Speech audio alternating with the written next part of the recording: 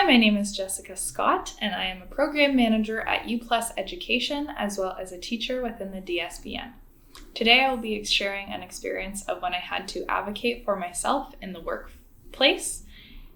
In this experience, I had to bring up a tough conversation with an employer as I was asked to do something that was out of my scope of practice and outside of my contract boundaries.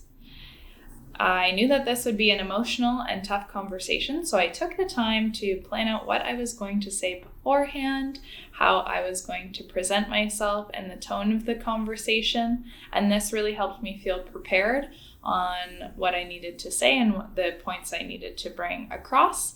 The conversation ended up going very well, and I think it was because I took the time to map out what I wanted to say, which is why I had so much success.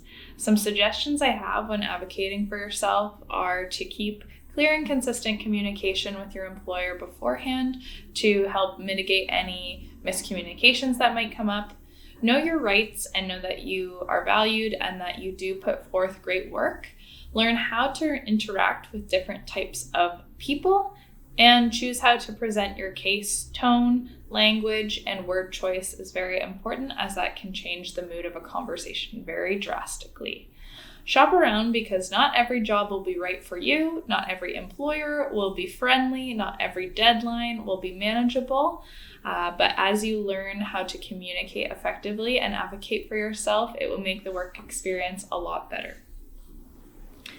Some suggestions I have for junior employees on how to celebrate their successes in the workplace are to know that your work is valued and value it yourself.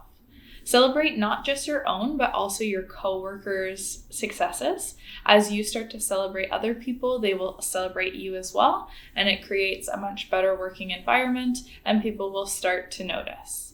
These can be embedded in forms of updating your summary of daily tasks. Maybe you are directly giving the compliment to someone else. Maybe you are sharing it over a company platform where you can share those types of messages, but figuring out a way to embed it or just straight out making a large success celebration is also important.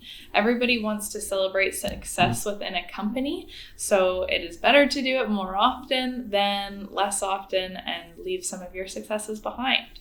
A lot of the time from co-ops and high school students, I hear that they don't know when to celebrate their successes, whether their work is valuable enough to celebrate it and leverage it with employers. So I ask you to ask yourself this. Did you follow the guidelines that were set forth? Did you learn something along the way? And did you put focused effort and time into the project? If yes, you should be self-celebrating those successes. You should also try and leverage this with your employer.